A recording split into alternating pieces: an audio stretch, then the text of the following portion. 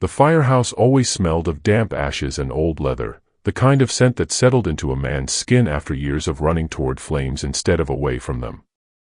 For Tom Reynolds, that smell was home. It clung to his uniform, to the walls of the station, even to Max, his golden retriever, who had become just as much a part of the crew as any firefighter. The dog had been a scrawny pup when Tom first found him, pulled from a burning apartment on a cold December night. He had been trapped under a collapsed beam, coughing, whimpering, his fur singed at the tips. Tom had cradled him in his arms, shielding him from falling embers as he carried him into the open air. After that, Max never left his side. He would wait by Tom's locker during shifts, curl up next to his boots in the station, and sit beside him on the porch when the long days came to an end. Some of the guys joked that Max was more loyal than any rookie firefighter, and Tom had to agree. Now, though, it was Tom who needed saving. The same smoke he had braved for decades had turned against him, filling his lungs with scars that even the best doctors couldn't undo. Stage 4.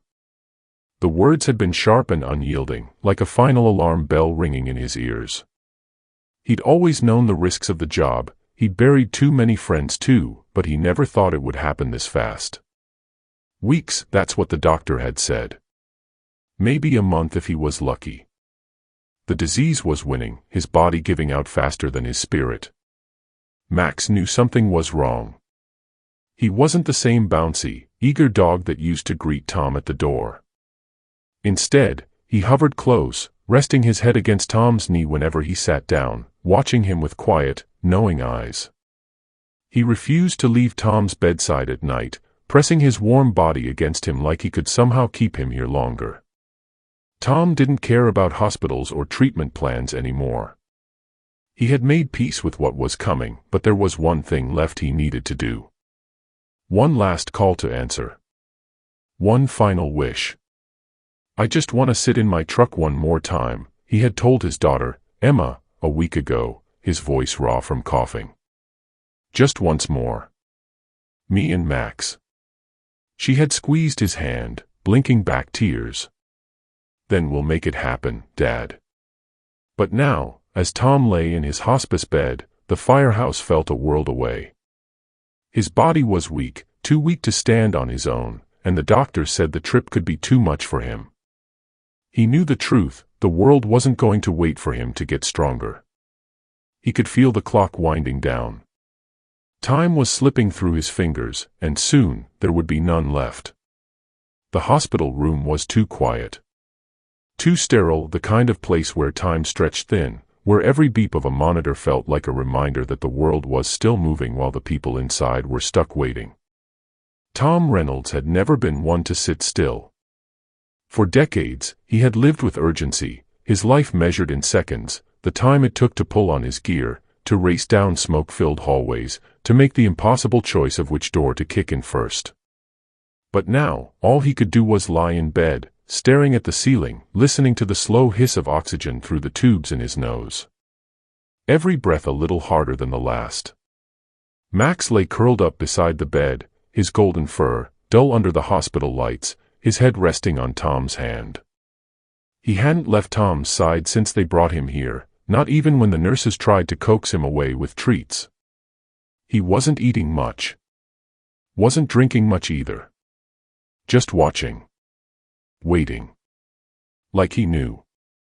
Tom ran his fingers through the dog's fur, his touch weak but familiar. "You're a good boy, Max," he murmured. The words felt heavier than they should have, final in a way he wasn't ready to accept. Emma sat by the window, arms wrapped around herself, eyes red from crying. She had always been strong, his girl. Tougher than she looked. But this was breaking her. He could see it in the way she clenched her jaw, in the way she kept looking out at the parking lot, like she was waiting for someone to come rushing in with a miracle. The truth was, there were no miracles left. Just borrowed time. His final wish had been simple. One last ride in his fire truck. One last time behind the wheel, with Max at his feet, just like the old days. But the doctor said it was too dangerous. That moving him could speed things up. that his lungs wouldn't handle it. And the hospital had rules. No animals inside. Rules. Tom had spent his whole life breaking the rules when it meant saving someone. Now, the rules were keeping him from the only thing he wanted before the end. Emma had tried.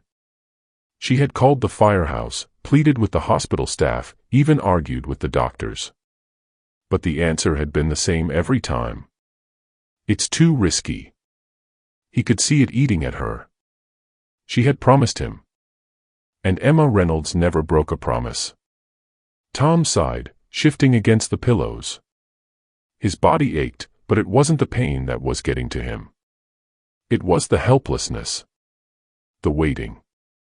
The knowing that the world outside this room was still turning, that somewhere, his firehouse brothers were gearing up for another call, sirens wailing, tires screeching against wet pavement. That life was going on without him. And soon, it would go on entirely without him.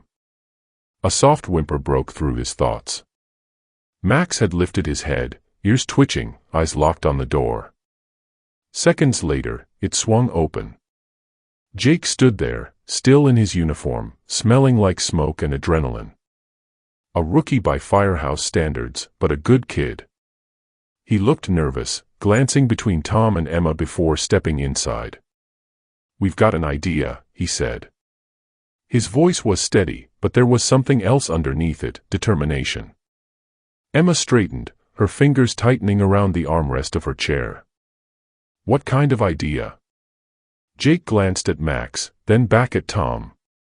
"If you can't come to the firehouse, we'll bring the firehouse to you." The plan came together in whispers and hurried phone calls, a desperate, last-ditch effort to give a dying man his final wish. It started with Jake, standing in the doorway of Tom's hospital room, his hands clenched into fists like he was holding onto something bigger than himself. "We'll bring the firehouse to you," he had said, and just like that, a spark lit in Emma's eyes.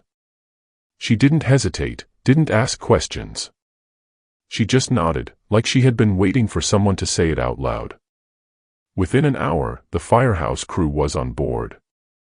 Tom's brothers, the men who had fought beside him, pulled him out of burning buildings, shared beers and grief and late-night laughter, were already working on the details. Calls were made. Strings were pulled. A fire truck was coming to him. But there was still one problem. Max. The hospital had rules, and they were clear. No animals allowed inside. No exceptions, no matter how much time a man had left. Emma sat in the dim glow of the hospital hallway, her fingers curled around her phone, her heart pounding in her chest as she listened to yet another, "I'm sorry, but we can't allow that." She gritted her teeth, swallowed the frustration burning in her throat, and called the next number on her list. This wasn't just some comfort request. This was Max. The dog that had slept at Tom's feet every night for years, the one who paced the house when he wasn't home, who knew before any of them that something was wrong. He had been there through every fire, every loss, every moment of Tom's life that mattered. And now, in the only moment that truly mattered, they were supposed to keep him away. No. Absolutely not. So Emma did what any firefighter's daughter would do. She broke the rules. It was a quiet kind of rebellion, the kind that required timing, nerve, and a complete disregard for consequences. She waited until the night shift started, until the nurses who had already scolded her once were swapping out for new faces. She found the back entrance, the one the orderlies used to bring in supplies, and she cracked the door open just enough to see a shadow moving in the parking lot. A second later, Max's golden fur glowed under the fluorescent lights, and her breath hitched. He knew. He knew why she was there. With one last glance over her shoulder, Emma whistled low and sharp, and Max slipped through the door like a ghost.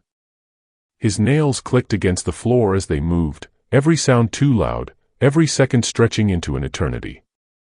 Emma held her breath as they passed the nurse's station, her heart pounding so hard she could feel it in her throat. But no alarms rang. No voices called out. They made it to Tom's door, and she eased it open, barely daring to breathe. Max didn't wait for permission.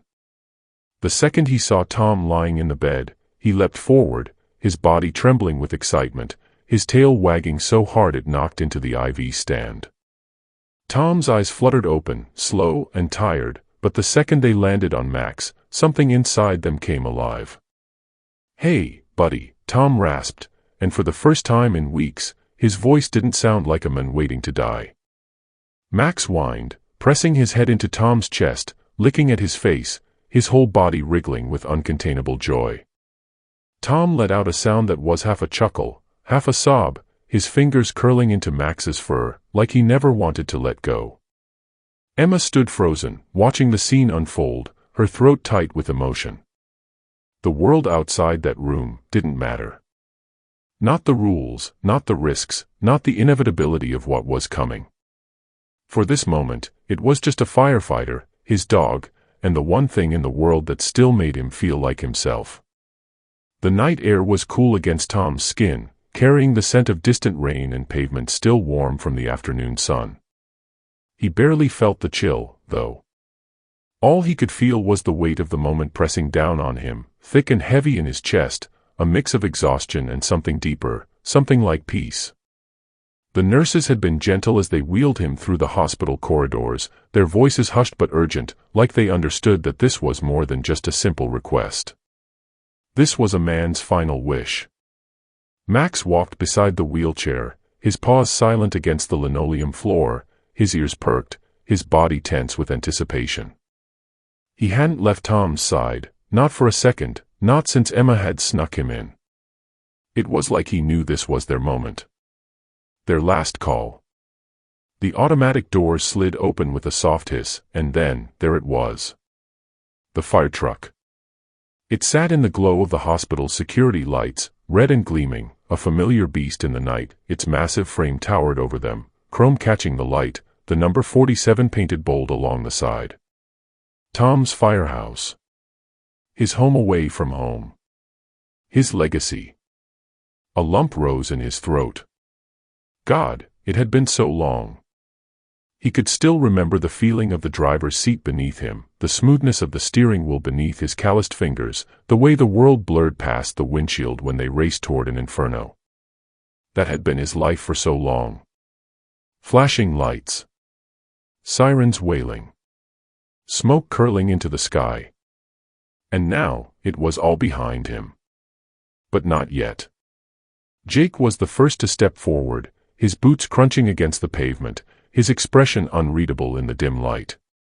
"We got her cleaned up for you, Cap," he said, his voice thick with something he was trying hard to swallow. Tom's breath trembled. He reached out, his fingers shaking, and pressed his palm against the side of the truck. The metal was cool beneath his skin, solid, real. 1,000 memories hit him at once, laughing with the guys in the station, gripping the wheel as they tore through the streets, pulling people from the jaws of hell and bringing them home. This truck had been a part of all of it. A part of him. Max whined softly, pressing his nose against Tom's leg, as if to say, "Go on, we made it." Tom closed his eyes for a second, just breathing it in. Then, he smiled. "Let's do this." The crew didn't hesitate. They lifted him from the wheelchair with the same steady hands that had once pulled him from burning buildings, strong hands. Familiar hands. Hands that had fought beside him, saved lives beside him. Brothers.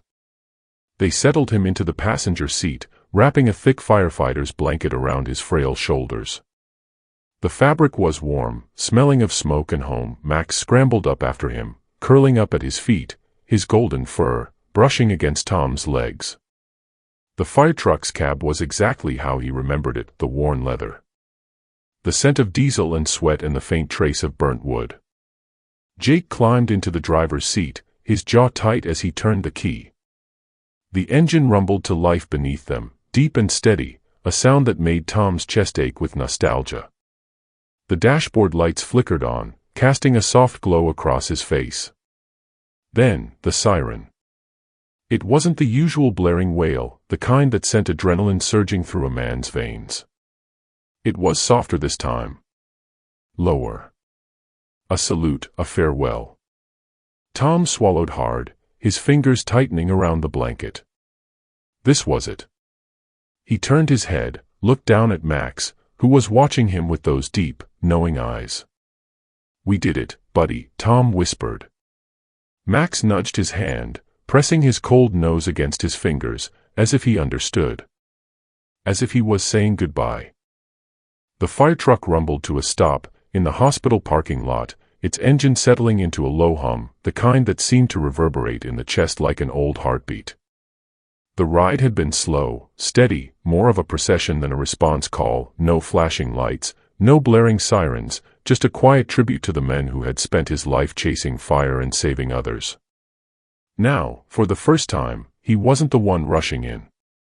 Tom sat still in the passenger seat, his breathing shallow but even, his fingers curled loosely around the edge of the thick firefighter's blanket draped over his shoulders. His skin looked pale beneath the dashboard's soft glow, but his lips curved ever so slightly, a small, tired smile that spoke of something deeper than words. Peace. Max hadn't moved from his feet, his body curled close, his tail flicking every so often as if reassuring himself that Tom was still there.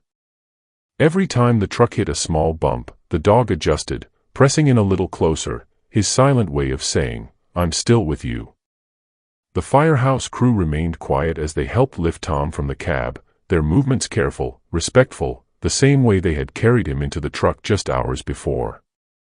This wasn't just a man to them, he was their captain, their mentor, their family.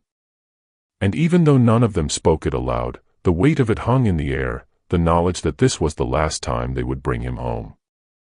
The hospital lights felt harsher now, almost jarring after the warmth of the fire truck's cabin. Tom barely flinched as they wheeled him back inside, his body heavier now, his eyes half-lidded, like sleep was already pulling him under. The nurses, the same ones who had once shaken their heads at Emma's persistence, now stood with their hands clasped in front of them, their faces softened with understanding. One of them, a younger woman with tired eyes, reached out and brushed a loose piece of hair from Tom's forehead. "You got your ride," she whispered, more to herself than to anyone else. Emma walked beside him, her fingers wrapped around his hand, her grip tighter than before, like she could anchor him here just a little longer. But deep down, she knew. Time had been borrowed, not stolen. And now, it was running out. Max refused to be led away. When they eased Tom back into his hospital bed, Max jumped up beside him without hesitation, curling into the familiar space between his arm and his chest, the same way he had done for years. His place. Tom let out a breath, a slow, rattling sound, but his fingers twitched, just enough to run one last, weak stroke through Max's fur. Silence stretched through the room. And then, Tom Reynolds, firefighter, father, and hero, let out one final, peaceful sigh, and didn't take another. Emma felt the moment like a shift in the air, like the world itself had paused for just a second. No alarms. No chaos. Just stillness. The kind of stillness that came at the end of a long-fought battle. A quiet victory. Jake was the first to remove his cap, pressing it against his chest as he looked down, his jaw tight.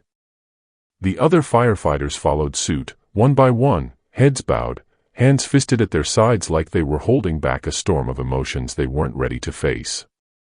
A life spent running into burning buildings, saving others from death, and in the end, it had been his own heart that had decided it was time to rest.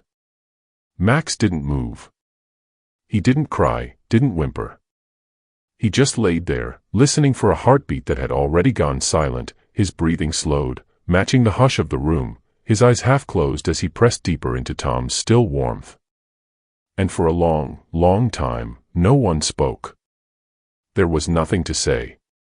The funeral was held on a gray morning, the sky heavy with the kind of clouds that felt like they were mourning too. The air smelled of damp earth and distant rain, but not a single drop had fallen, as if the heavens themselves were holding their breath for him.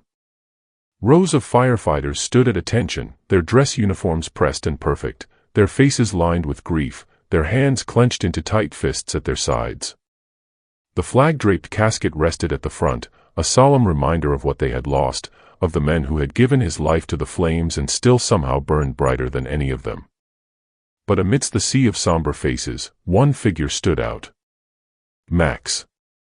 He sat at the foot of the casket, his golden fur ruffled by the wind, his body still, his eyes locked on the men he had loved most.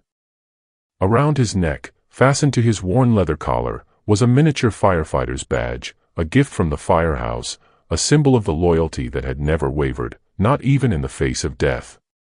He didn't whimper. He didn't move. He simply sat there, a silent guardian, watching over his best friend one last time. A firefighter to the very end. Emma stood a few feet away, her arms wrapped around herself, her heart so full of grief it felt like she couldn't breathe, but she wasn't alone. The firehouse crew stood beside her, their presence solid and steady, the way it had always been. Jake had been the one to place the badge on Max, his hand shaking just enough for her to notice. He earned it, he had said simply, his voice rough, his eyes red-rimmed. And no one had disagreed. When the bagpipes began to play, a deep, mournful echo that seemed to stretch through the very fabric of the world, Max lifted his head. His ears twitched, his eyes flickered toward the sky, and for a long, aching moment, he just stared. Emma followed his gaze, and for the briefest second, she could almost believe Tom was up there somewhere, watching, smiling, maybe even laughing in that low, easy way of his. And then, the final call came. Over the radio, a dispatcher's voice cracked slightly before steadying. Captain Tom Reynolds, Engine 47, has completed his last call. May he rest in peace. A silence fell over the crowd, thick and sacred, like a weight pressing against their chests, and then, the bell rang. 1, 2, 3 times. The end of watch. Jake let out a slow breath beside her. Emma wiped at her cheek, though she wasn't sure when she had started crying. Max didn't move, not until the casket was lifted, carried by the very men Tom had fought beside, the men who had lived because of him, the men who would carry on his legacy. As they walked past, Max finally stood, he followed, his step slow, purposeful, the weight of something unspoken in his every movement. And then, he climbed into the fire truck. It had been Jake's idea. "We're taking him in," he had said the night before, his voice firm, unshakable. "He's one of us now." And so, when the ceremony ended, when the people had gone and the grave was covered in fresh earth, Max didn't go home with Emma. He went to the firehouse. The first few nights, he curled up by the empty captain's chair, his tail tucked close, his ears flicking up at every sound, every creak of the floorboards, every distant wail of a siren. Waiting. Listening. But soon, he learned the rhythms of the place. The rush of boots against the pavement when a call came in. The clang of helmets being grabbed, the sharp urgency of voices yelling, the familiar hum of an engine roaring to life. And on the nights when the fire truck returned, its crew stepping out tired, sweat-streaked, but safe, Max was there. Waiting. Watching. Because he had a job now. He wasn't just a dog anymore. He was the firehouse dog. A piece of Tom, still there, still watching over them. And on quiet nights, when the wind rattled the windows just right, when the stars shone a little brighter, Max would climb onto the truck, settle himself on top, and lift his head toward the sky. Just like he had on Tom's last ride. Just like he was waiting for his best friend to come back home.